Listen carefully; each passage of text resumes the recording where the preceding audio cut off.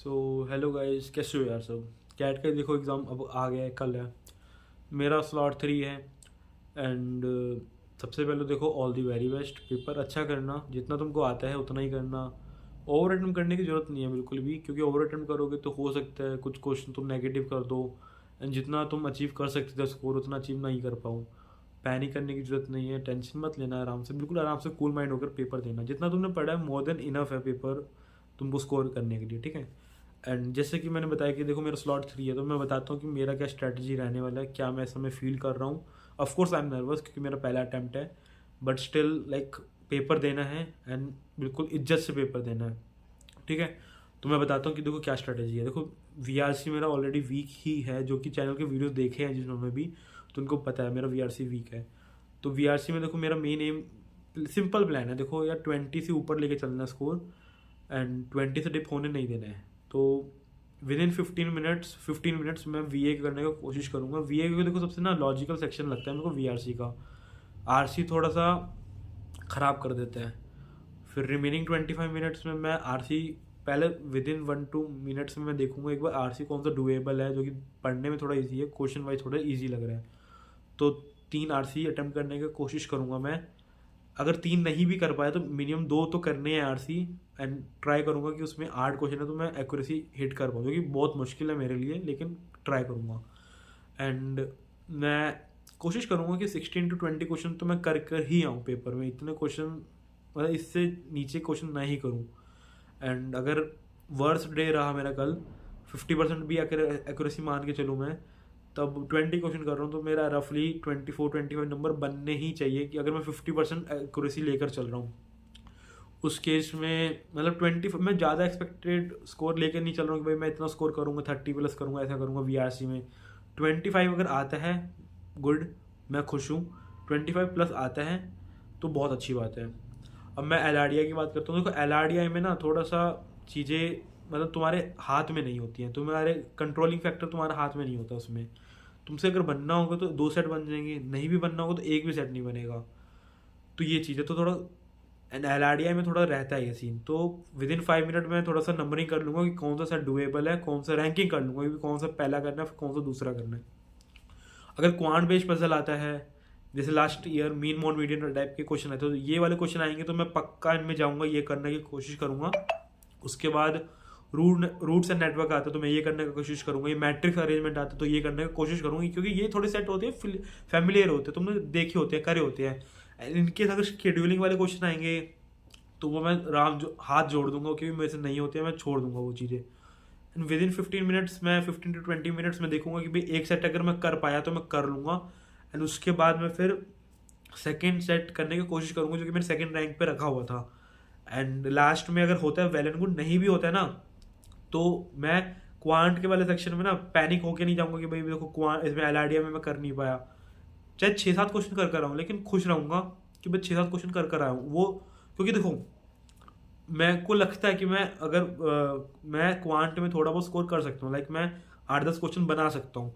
अगर मैं एल का अगर गंदा गया है तो उसका टेंशन मैं क्वांट में लेके जाऊँगा, तो मैं क्वांट में भी अच्छा नहीं कर पाऊंगा ना। तो इसलिए पैनिक नहीं करूँगा, तुम भी पैनिक मत करना। जितने क्वेश्चन करके आओगे तो मस्त आराम से उसी सेक्शन की बात है, ऐसा सोचना कि सेक्शनल दिया है तुमने, उस क्या बोलते हैं, उस सेक्शन का असर ना दूसरे सेक्शन में मत आने देना। एंड लास्ट में एल में ना ये रहता है कि तुम्हारे 2 सेट बन गए तो लास्ट के ना 3-4 मिनट पड़े होते हैं।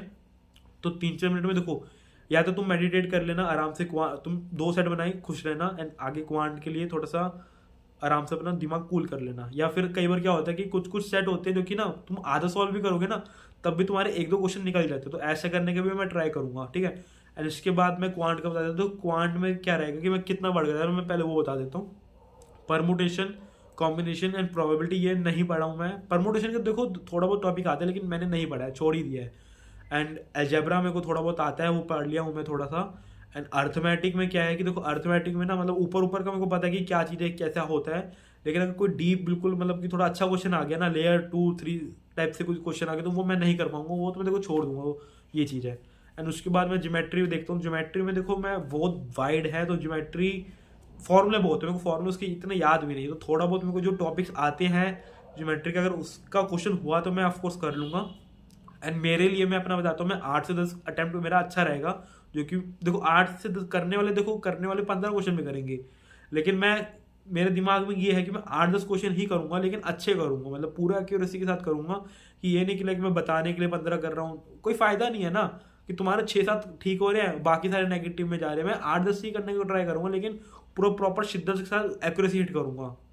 एंड इन केस अगर अच्छा दिन हुआ तो फिर आगे अटेम्प्ट अगर मैं कर सकता हूँ तो मैं करूँगा ट्राई कि भाई क्वेश्चन सॉल्व हो जाए।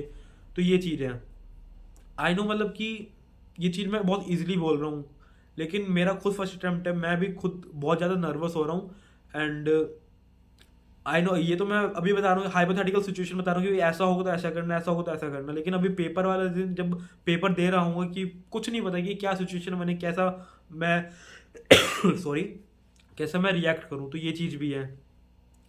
तुम्हें ऐसा लग रहा हो कि लगे जैसे मैं ये वीडियो बना रहा हूँ, तुमको बता रहा हूँ, तुमको मोटिवेट कर रहा हूँ, बट द थिंग इज कि मेरे को बताने के लिए कोई नहीं है, तो मैं वीडियो बना कर ना अपने आप को भी मोटिवेट कर रहा हूँ। मैं, ये चीज़ मेरे लिए भी बहुत अच्छी है कि लाइक मैं अपने आप को मोटिवेट कर रहा हूँ।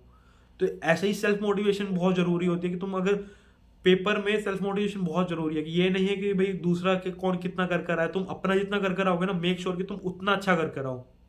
करने वाले 30 क्वेश्चन अटेम्प्ट कर रहे हैं, करने दो भाई, तुम आराम से अगर 20-25 क्वेश्चन भी कर रहे हो ना अटेम्प्ट, मेक श्योर कि उतना सही हो, एक्यूरेसी का ही गेम है, ओवर अटेम्प्ट करने से कुछ नहीं है। तो मैंने भी ये सोचा हुआ कि भाई उतना ही अटेम्प्ट करूंगा जितना मेरे औकात है, औकात से बाहर जाकर कुछ नहीं करना है, हवाबाजी नहीं करनी है।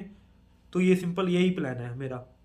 एंड अगेन स्लॉट 1 वाले तो आई गेस सोने भी चले गए, क्योंकि अभी तो टाइम लगेगा मेरे को वीडियो अपलोड करने में। स्लॉट 1 वाले जाओ यार, तुम अगर नहीं गए हो तो सोने चले जाओ, स्लॉट 2 वालों के लिए टाइम है, थोड़ा बहुत रिवीजन कर लेना। एंड स्लॉट 3 जो है, ऑफकोर्स अभी भी तुम्हारे पास टाइम है। स्लॉट 3 वाले यार मॉक वगैरह मत देना, एंड आराम से अपना थोड़ा बहुत फॉर्मूला रिवाइज कर लेना, एक बार ऊपर ऊपर से देख लो, ज्योमेट्री के फॉर्मूले वगैरह देख लो। एंड LRDI में अगर तुम क्विक नोट्स बना रखे, क्योंकि जरूरत तो है नहीं, क्योंकि हर सेट अलग ही आता है, तुमको पता नहीं है, तो वो इनफ मत देखना, क्वांट का देख लो। एंड यही है यार, देखो मेरे साइड से तो यही है। And wish you all the best.